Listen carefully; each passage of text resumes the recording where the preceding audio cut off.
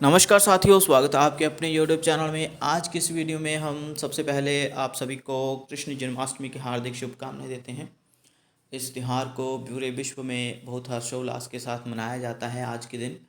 तो सभी को मुबारकबाद फिर से। तो आज इस वीडियो में हम एक बहुत ही महत्वपूर्ण टॉपिक लेकर आए हैं, तो चलिए उसे हम शुरू करते हैं। तो साथियों, आज हम श्री कृष्ण जी को दिया गया जो श्राप था गंधारी के द्वारा, उसके ऊपर बात करेंगे कि किस प्रकार से दुर्योधन की माता जी गंधारी, जिनका नाम था, उनके श्राप को स्वीकार कर लिया हंसते हंसते श्री कृष्ण ने। और उस श्राप में ये कहा गया था कि तुम किसी व्याध के हाथों मारे जाओगे। क्यों कहा था गंधारी ने ऐसा, इसके ऊपर हम आज डिटेल से बात करेंगे। तो सबसे पहले तो आप चित्र देख रहे होंगे कि इस चित्र के माध्यम से एक माँ अपने मर रहे पुत्र के लिए विलाप कर रही है ना। तो साथियों, ये 18वें दिन की कथा है। महाभारत का जो युद्ध हुआ था उस शाम तक, 18वें दिन की रात तक, शाम तक जो है गंधारी को पता चल जाता है कि इस प्रकार से कौरवों की हार हुई है, हमारी हार हुई है और पांडव जीत गए हैं। तो वो रोती हुई बिलखती हुई संजय के साथ जाती है, विदुर भी साथ होते हैं, है ना। तो होता क्या है कि वह अपने पुत्र की, दुर्योधन की लाश ढूंढती है और बहुत विलाप करती है। लाश मिल जाती है और वो कंकाल होता है सिर्फ, मतलब अभी तो यहाँ पर लाश दिखाई दे रही है, लेकिन अगर हम नाटक पढ़ेंगे तो उसमें सिर्फ कंकाल ही मात्र दिखाई देता है। वहाँ पर कहा गया है कि कंकाल मात्र है। तो आप समझ गए होंगे कि पुत्र के लिए विलाप कर रही है माता जी और किस प्रकार से क्रोधित है कृष्ण के लिए कि वह चाहते तो इस युद्ध को रुकवा सकते थे, होता ही नहीं युद्ध, और उनके हाथ में ही था सब कुछ ये। तो आज इसी के ऊपर हम बात करेंगे। तो मैंने पहले बोला कि अंधायुग जो नाटक है धर्मवीर भारती का लिखा, उसी के आधार पर हम ये कहेंगे बातें आपके लिए। संवाद पूरा लेकर आएंगे गंधारी और जो श्री कृष्ण के बीच हुआ उस वक्त। तो 18वें दिन की कथा है। रात को, शाम को अपने पुत्र की लाश को ढूंढते हुए वह रण क्षेत्र में जाती है और किस प्रकार से विलाप करती है, रोती है, बिलखती है, और श्री कृष्ण भी वहाँ पर प्रस्तुत होते हैं। तो क्या कहते हैं वो। तो साथियों, आपकी स्क्रीन पर अभी संवाद जो है शुरू हो चुका है। संवाद एक गंधारी और जो गंधारी जो है दुर्योधन की माता, धृतराष्ट्र की पत्नी, गंधारी और कृष्ण के बीच जो संवाद है, डायलॉग है, उसको मैं प्रस्तुत करने जा रहा हूँ। ठीक है, तो शुरू करते हैं साथियों। क्या बोल रही है गंधारी, क्या बोल रही है हृदय विदारक स्वर में, मतलब भावुक है बहुत ज़्यादा।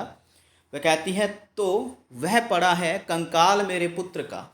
दुर्योधन सबसे बड़ा था, मतलब शक्तिशाली था, तो अपने पुत्र के कंकाल को देख वो भावुक होती है। आगे पढ़ते हैं। आगे गंधारी कह रही है कि किया है यह सब कुछ कृष्ण, तुमने किया है, यह किया है यह सब कुछ कृष्ण, तुमने किया है यह। सुनो, आज तुम भी सुनो। मैं तपस्विनी गंधारी अपने सारे जीवन के पुण्यों का, अपने सारे पिछले जन्मों के पुण्यों का बल लेकर कहती हूँ, कृष्ण सुनो। तुम यदि चाहते तो रुक सकता था युद्ध यह, मैंने प्रसव नहीं किया था कंकाल वह।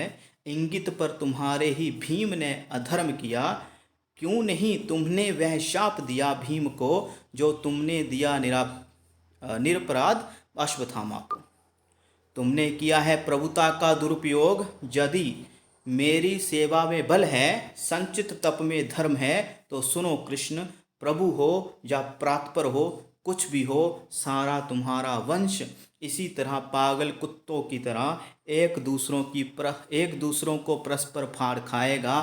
तुम खुद उनका विनाश करके कई वर्षों बाद किसी घने जंगल में साधारण भ्याद के हाथों मारे जाओगे। प्रभु हो पर मारे जाओगे पशुओं की तरह। फिर बंशी ध्वनि, मतलब जो बांसुरी की ध्वनि है, प्रज्वलित होती है।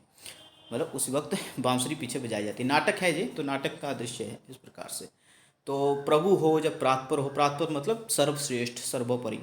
तो साथियों, किस तरह से गंधारी ने शाप दिया इन शब्दों के माध्यम से कृष्ण को, और कृष्ण का क्या कहना था इस पर, आगे पढ़ते हैं साथियों। आगे कृष्ण क्या कह रहे हैं, पढ़ते हैं। कृष्ण ध्वनि, कृष्ण की आवाज़ आती है, कहते हैं, माता प्रभु हूँ जब प्रातपर हूँ, मतलब ईश्वर हूँ जब सर्वोपरि हूँ, सर्वश्रेष्ठ हूँ, पर पुत्र हूँ तुम्हारा, तुम माता हो। मैंने अर्जुन से कहा, सारे तुम्हारे कर्मों का पाप पुण्य योग क्षेम मैं वहन करूँगा अपने कंधों पर। 18 दिनों के इस भीषण संग्राम में कोई नहीं, केवल मैं ही मरा हूँ करोड़ों बार। जितनी बार जो भी सैनिक भूमिशाई हुआ, कोई नहीं था, वह मैं ही था। गिरता था घायल होकर जो रणभूमि में, अश्वत्थामा के अंगों से रक्त पीप स्वेद बनकर बहूंगा मैं ही। युग युगांतर तक जीवन हूँ मैं ही। तो मृत्यु भी तो मैं ही हूँ माँ, शाप यह तुम्हारा स्वीकार है। तो देख लीजिए किस प्रकार से विनम्रता पूर्वक एक माँ की पीड़ा को सहन किया और स्वीकार किया उन्होंने माँ के शाप को। फिर आगे गंधारी को पता चलता है कि मैंने कितनी बड़ी भूल कर दी है भगवान को शाप देकर। तो गंधारी आगे बिलखती हुई, फिर रोती हुई अपनी भूल स्वीकार करती है। क्या कहती है? यह किया क्या तुमने, फूट फूट कर रोने लगती है। यह किया क्या तुमने, रोई नहीं मैं अपने 100 पुत्रों के लिए, लेकिन कृष्ण तुम पर मेरी ममता अगाध है। कर देते शाप यह मेरा तुम अब अस्वीकार, तो क्या मुझे दुख होता। मैं थी निराश, मैं कटु थी, पुत्रहीना थी। मतलब पछता रही है कि मैं तो, एक माँ जो होती है ना, दुख होता है उसको अपने पुत्र की मृत्यु पर, तो वो तो कुछ भी कह देती है, लेकिन तुमने स्वीकार क्यों किया ये वाला शाप। तो निराश है वो। कृष्ण ध्वनि फिर से उत्पन्न होती है। कृष्ण कहते हैं ऐसा मत कहो। कृष्ण कहते हैं ऐसा मत कहो, जब तक मैं जीवित हूँ पुत्रहीना नहीं हो तुम। मतलब पुत्र वंचित नहीं हो, मैं पुत्र ही हूँ तुम्हारा, तुम मुझे पुत्र मान सकती हो। क्या कहा उसने कि माता जब तक मैं जीवित हूँ पुत्रहीना नहीं हो तुम, प्रभु हूँ जब प्रातपर हूँ, पर पुत्र हूँ तुम्हारा, तुम माता हो। गंधारी रोते हुए कहती है, रोते हुए, मैंने क्या किया विदुर, मैंने क्या किया। मतलब गंधारी को बहुत ज़्यादा शोक लग जाता है कि मैंने बहुत ज़्यादा ये अत्याचार जो है भगवान पर कर दिया है, इस शाप को उन्होंने ग्रहण कर लिया है। तो देखते हैं। तो धर्मवीर भारती के शब्द हैं, शब्द गायन हैं, पीछे गायन चलता है नाटक के पीछे। तो क्या कहा जा रहा है कि कथा गायन में स्वीकार किया जय शाप कृष्ण ने, जिस क्षण से, उस क्षण से ज्योति सितारों की पड़ गई मंद, युग युग की संचित मर्यादा निष्प्राण हुई, श्रीहीन हो गए कवियों के सब वर्ण छंद। यह शाप सुना सबने पर भय के मारे, माता गंधारी से कुछ नहीं कहा, पर युग संध्या की कलुषित छाया जैसा यह शाप सभी के मन पर टंगा रहा। तो श्री कृष्ण जी ने गंधारी का शाप ग्रहण किया और अंत में उन्होंने मृत्यु को गले लगाया। और ब्याद का मतलब होता है शिकारी, मतलब जो जंगल में शिकार करने के लिए जाता है। तो एक दिन क्या हुआ, श्री कृष्ण को जब पता चल गया कि मेरे सारे कार्य जो इस भूमि पर जो मैं करने के लिए आया था वो पूर्ण हो चुके हैं, तो वो फिर जंगल में चले जाते हैं। और जंगल में वैसे ही वो बैठे होते हैं अंतर्मग्न होकर समाधि लेकर। तो थोड़ा थक जाते हैं और फिर वो मतलब पीठ के बल जो है लेट जाते हैं एक वृक्ष के साथ। और उसी वक्त ब्याद आता है और श्री कृष्ण के पैरों को वो हिरण के पैर समझ लेता है और वह तीर चला देता है। तो उसी दौरान कृष्ण जी समाधि ले लेते हैं, निवारण को प्राप्त कर लेते हैं। तो ये वाला था सीन। साथियों बहुत रोचक कथा लिखी हुई है ये, और कुछ हालांकि विद्वान अलग मानते हैं, लेकिन ये जो मत दिया है धर्मवीर भारती ने इस नाटक के माध्यम से, ये श्रीमद् भागवत पुराण के माध्यम से दिया है। तो आपको तो पता ही है कि वो श्री कृष्ण को समर्पित है पूरा का पूरा ग्रंथ। तो साथियों चलते हैं आगे। साथियों आप देख पा रहे होंगे एक स्क्रीन के ऊपर कि किस प्रकार से श्री कृष्ण जी के पैरों पर तीर लगता है और श्री कृष्ण जी फिर मृत्यु को गले लगाते हैं। ये बहुत ही भावुक कर देने वाला दृश्य था। जब भी आप इस नाटक को पढ़ोगे ना, तो सिर्फ यही कथा नहीं है कि 18वें दिन ये हो गया, पूरा का पूरा चित्र है। मतलब किस प्रकार से दुर्योधन खिन्न होते हैं, अपनी अपनी सफलता पर भी वो उदास हैं, अर्जुन को भी चैन नहीं मिल रहा है, भीम को बहुत कठघरे में खड़ा कर दिया गया है कि वो उल्लास करता है, अट्टहास करता है, बहुत ज़्यादा मतलब उसमें घमंड आ चुका है। अलग अलग प्राणियों में जो विशेषताएं होती हैं वो इस नाटक में देखने को मिलती हैं।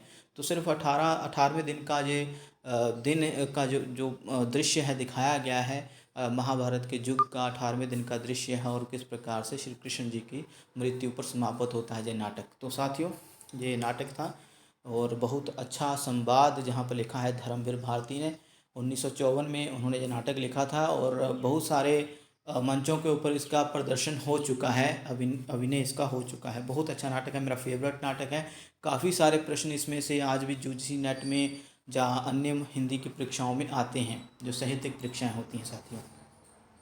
तो अंत हम इसी तस्वीर के साथ करेंगे। जो भी हो, गंधारी ने रोते बिलखते हुए अपना क्रोध जो है वो निकाल दिया था श्री कृष्ण के ऊपर, लेकिन श्री कृष्ण बहुत विनम्र स्वभाव के थे साथियों। उनकी पूरी की पूरी कथा आप पढ़ोगे ना श्री कृष्ण की, आप मतलब कुछ लोग होते हैं कि ये तो मिथ्यास है, ये मिथ है, लेकिन मैं मानता हूँ कि ये होगा मिथ, लेकिन हमें संकेत बहुत अच्छा देखा जाता है श्री कृष्ण को किस प्रकार से अपनी अपनी फैमिली को छोड़ना पड़ता है, यशोदा नंद, हालांकि वो वास्तविक माता पिता नहीं होते क्या, लेकिन उनका बचपन वहाँ पर बीता हुआ था।